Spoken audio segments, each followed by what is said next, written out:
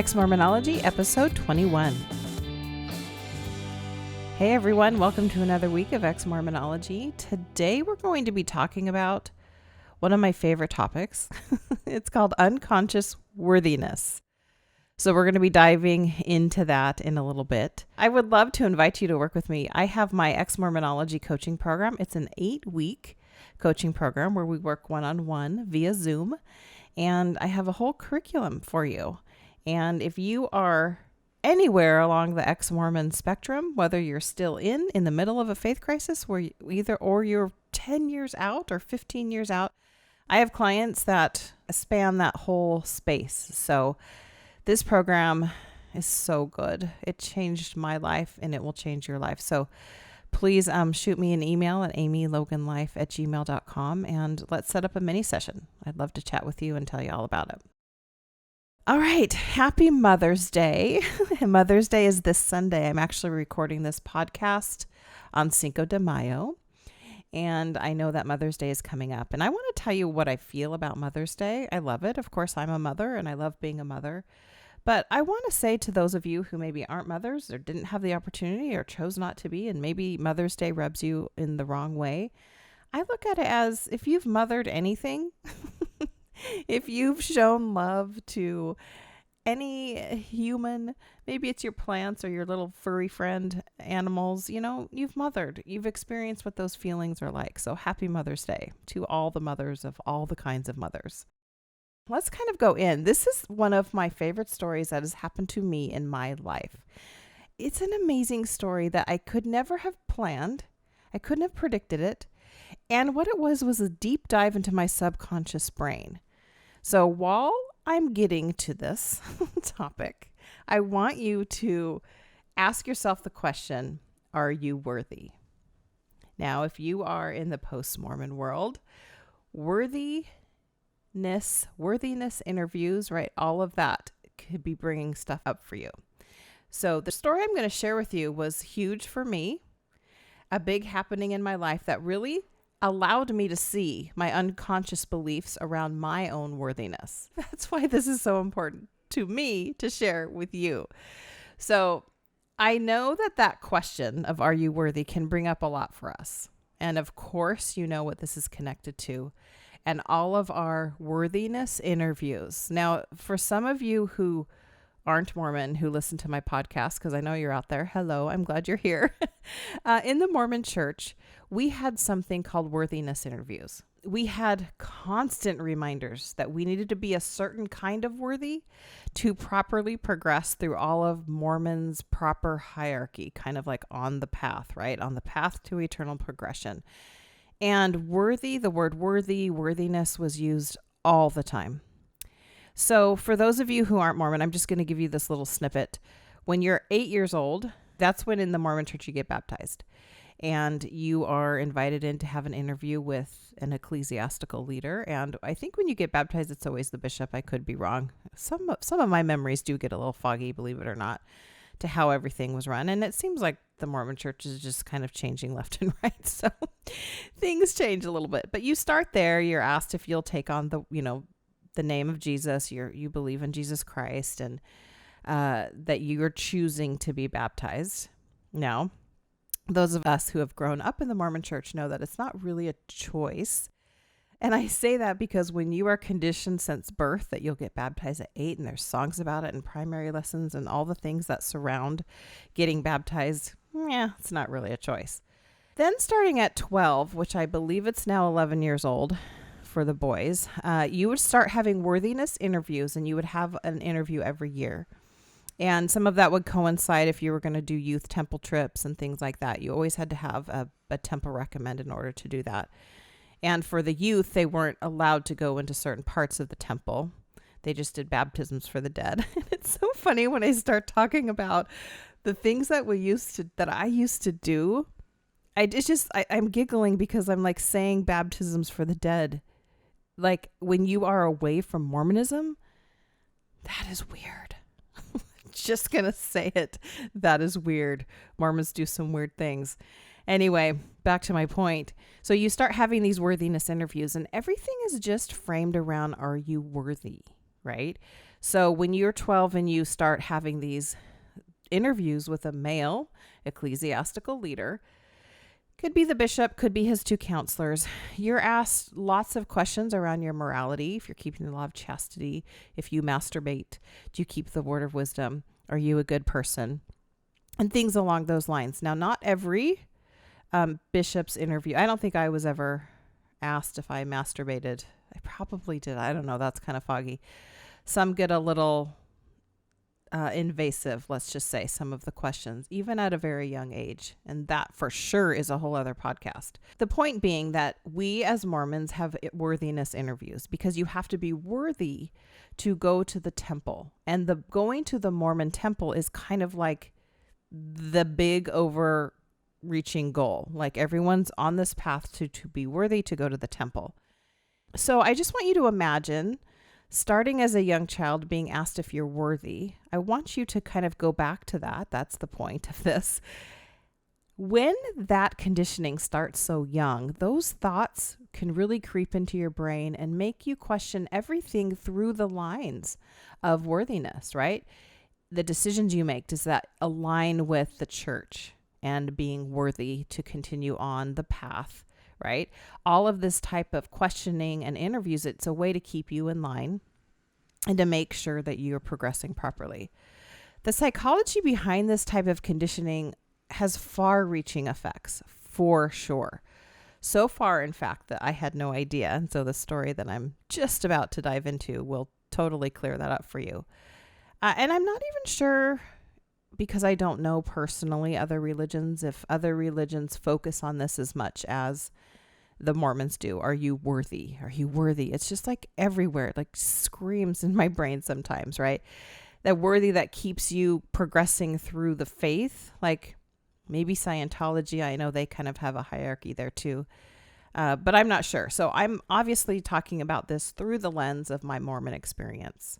And I have, as most of you likely have as well, spent a life feeling not good enough, not worthy enough, always needing to be more and better, right? Do more, kind of earning my keep forever and ever. All that goes with that, forever and ever, amen, right?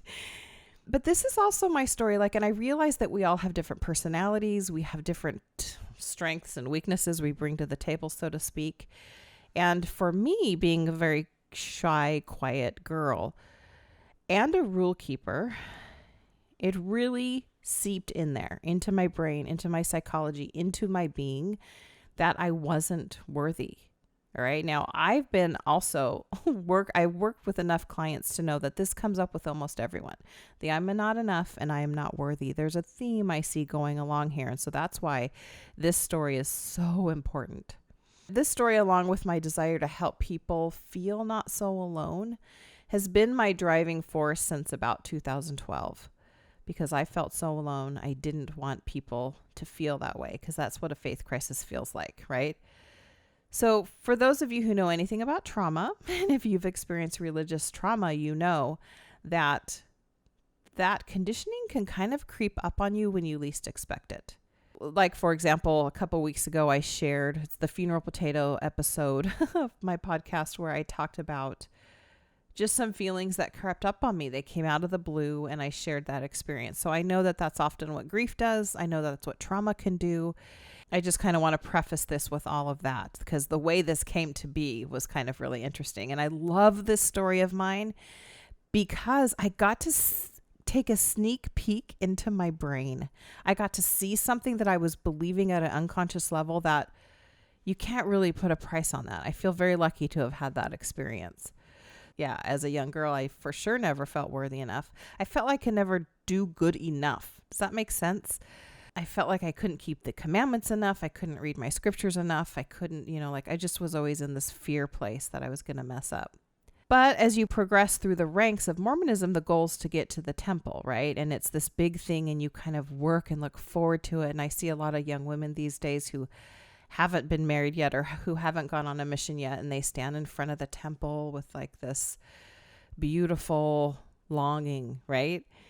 it is that strong. It is that strong of a goal for a lot of Mormons. It's like, this is what your eternal salvation is basically hinged upon, that you get married, you're worthy to go to the temple, you marry a worthy priesthood holder.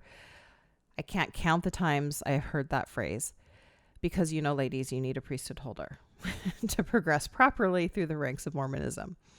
So basically getting to the temple and going through the temple is a big goal. And I had a realization as I was kind of writing out my notes for this podcast. I went through the temple 30 years ago. So I'm recording this podcast on Cinco de Mayo. I went through the temple on May 3rd, 1990.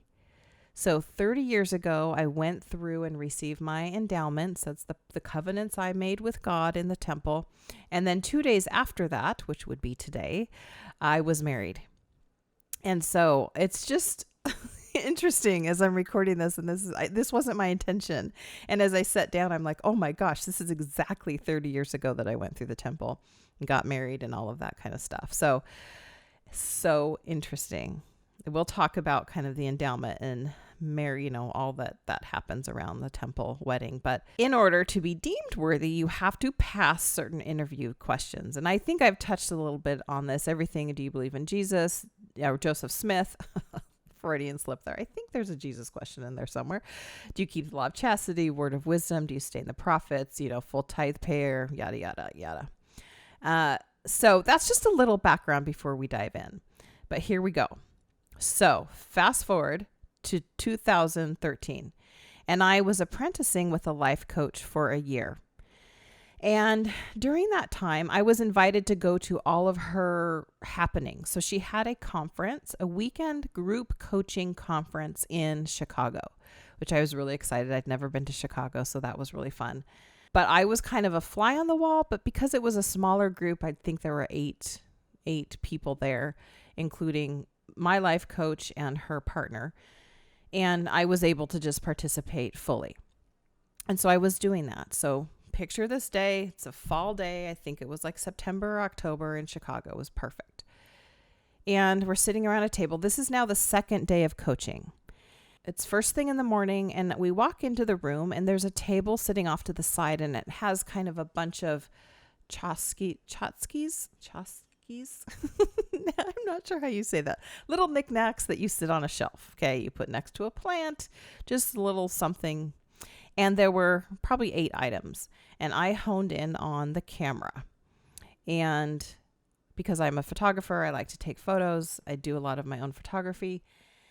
And so when it was time for whatever was going to happen, they're like, okay, now each of you are going to go one at a time and pick up an item off of the table. And so I raised my hand first. I got the camera, I came and sat back down.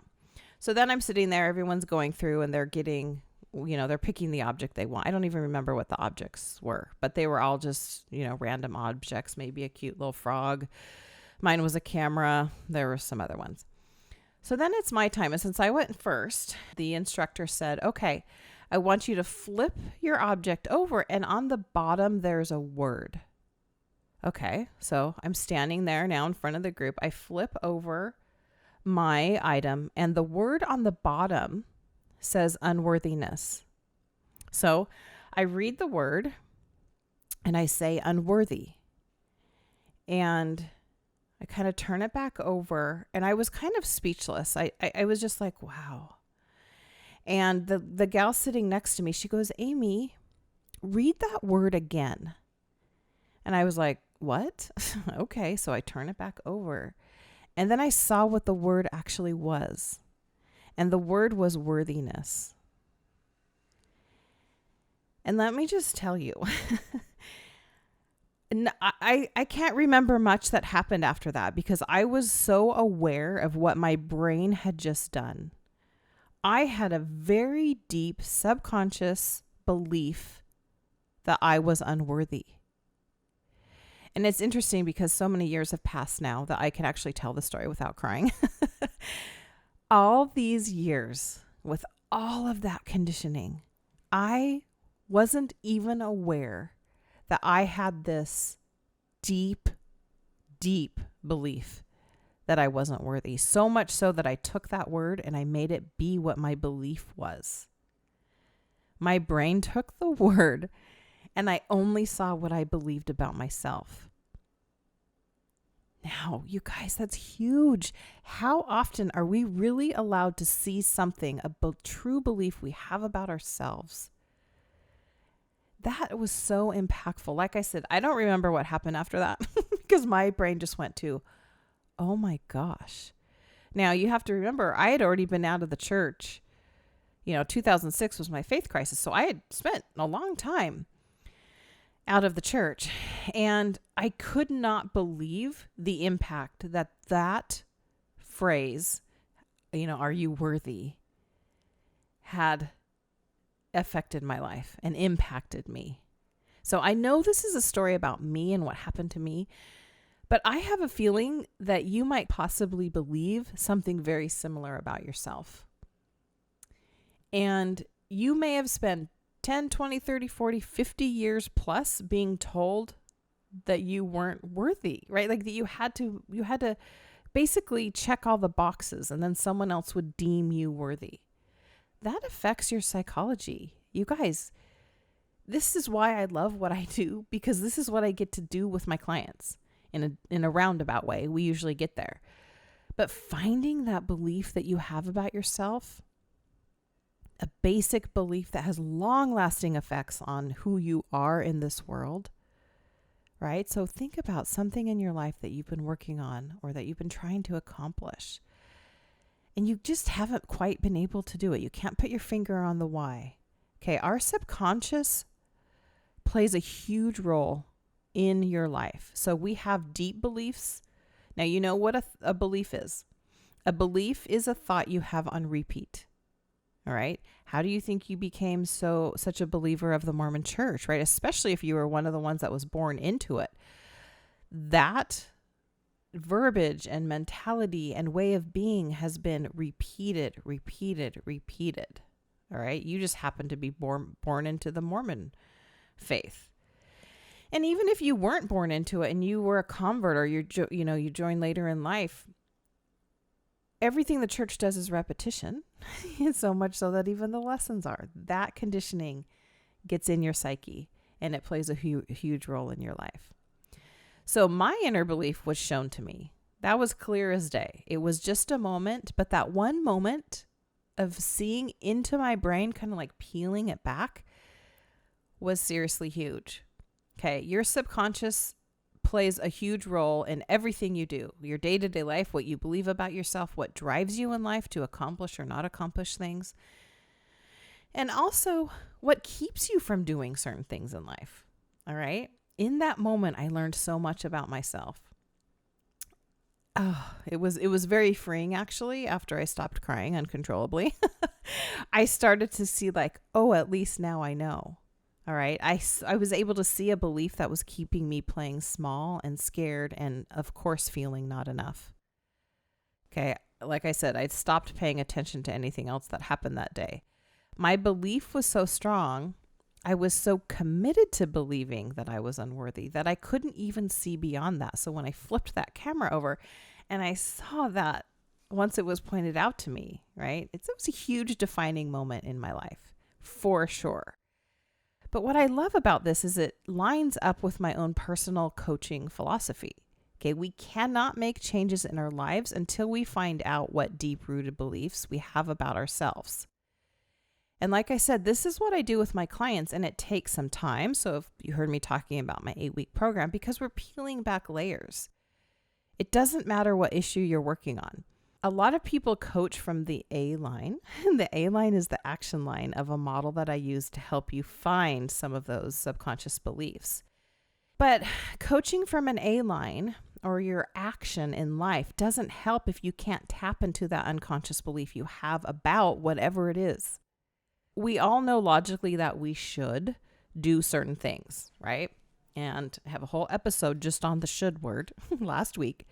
Okay, whether it's eating better, going back to school, or getting a better job, or getting out of a relationship that we no longer want to be in, or how you should or shouldn't parent a child, we know logically what to do. The missing piece, though, is knowing what the thought is behind of all of that. It is the thought that it will always be driving your action or inaction in life. Always, 100%.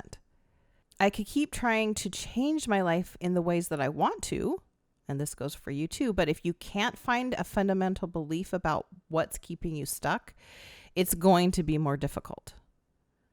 And one of the best examples of this is like with weight loss, because we know we should exercise, eat right? You can take certain steps and actions to get you to that place, but that will only take you so far, and it won't keep you on that path of weight loss or getting stronger along those lines. I was lucky enough to see into my brain. Wasn't expecting it. It just happened. If you could find your thing, if you could find that unconscious belief and you could work on changing it, would you? What is that worth to you? If you could find that, what would change in your life if you could tap into that thing that has kept you stuck for a long time? This is what I do with my clients. It is a beautiful unfolding. It's an unfolding because it's a process, right? So if you've been believing for 40, 50 years that you are unworthy because of all of those years of conditioning, it's going to take some time to then kind of repair the damage that that's created for you. All right. So when you can see what keeps you stuck in fear or stuck in anything you have in life, you get to work on that and then build from there, not from the shoulds and not from all the action you can take around it, but fundamentally at a basic belief level. All right. Oh my gosh. It's so good. Growing up Mormon, you kind of have to always be in check with your worthiness. You have those interviews every year. It's going to be constantly in your face. I think I only had one bishop one time. I went in for an interview. I was married at this point, and he said, the only question he asked me was, are you worthy to go to the temple? And I said, yes. And that was the best worthiness interview I had because it didn't matter. All the rest doesn't matter. The only thing that matters is what I believe about myself, right? So yes, I just told you a story about this deep unconscious belief I had about myself. But logically, I knew, yes, of course I am. I'm obeying all the rules. I'm doing all the things. I've been on the plan since I was a young girl. So of course I would think I'm worthy. But that unconscious belief is what kept me stuck in a lot of ways. I was such a rules keeper. You guys, one time, a man in our neighborhood was turning 40. This is when I was a little girl. I was probably 10. And they had a big sign across the garage or something, and it said, Lordy, Lordy, Jack is 40. And I read it out loud. And I felt so guilty because, I'm not supposed to take the Lord's name in vain, that I remember running home to ask for forgiveness in prayer that I'd said, Lordy, Lordy.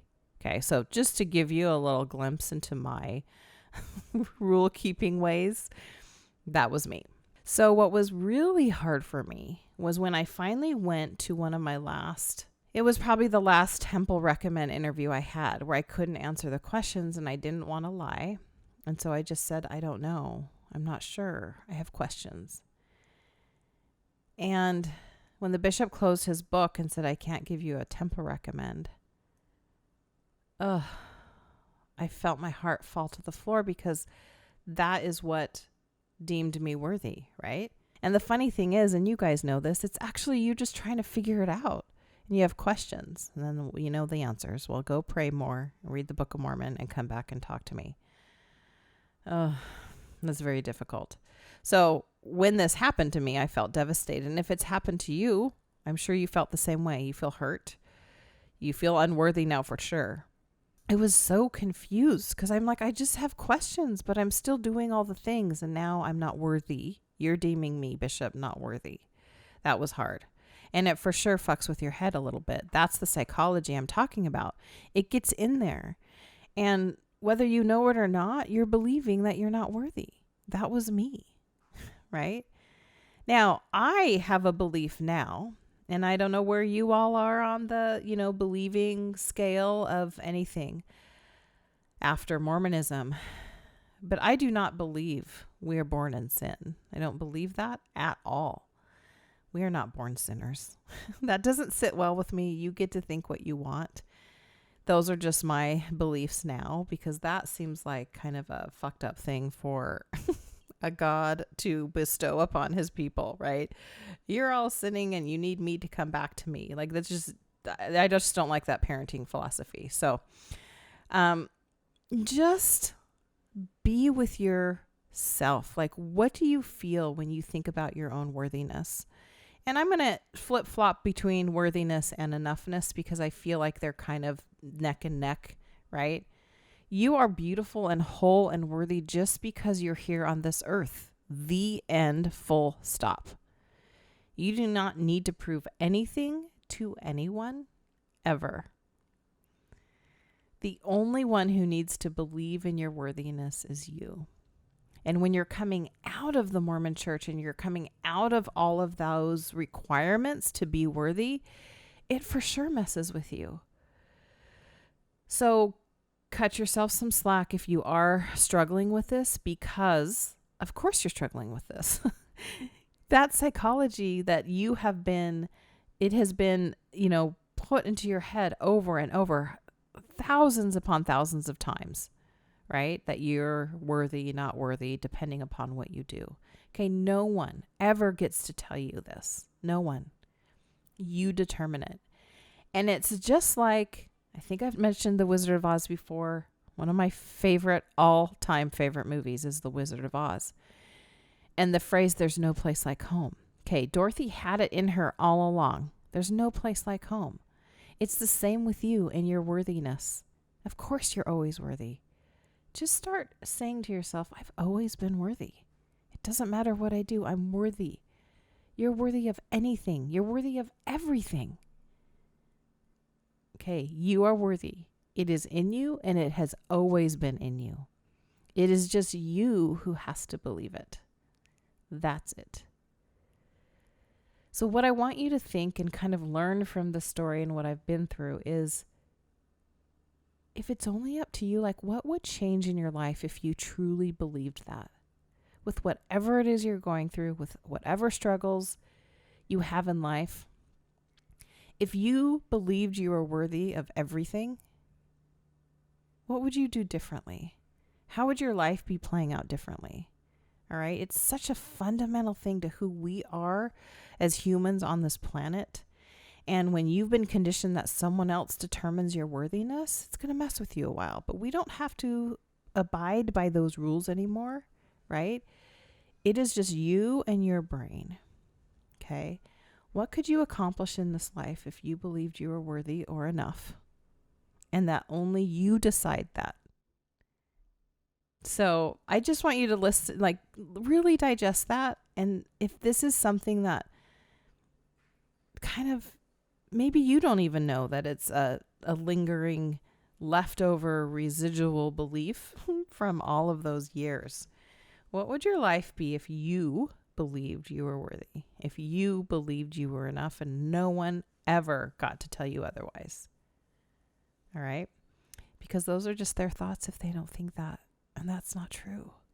Don't let someone else's thoughts determine your worthiness, because you're 100% worthy all the time. All right, you guys, that's another week of Exmormonology. Please share this with anyone who you think could use some little Exmormonology love. Life after Mormonism really does take a little bit of extra study of figuring out who you are and how you want to show up in this world now that you don't have to abide by the Mormon rule book. Okay, make your own rule book, figure it out, and hopefully these podcasts are helping you. That's it for now. If you guys want to let me know how you're liking this, please leave a review here on iTunes or Spotify, and let me know how you are loving the podcast. Let me know where you listen to and how it's benefiting you. And that's it for now. I'll see you guys next week.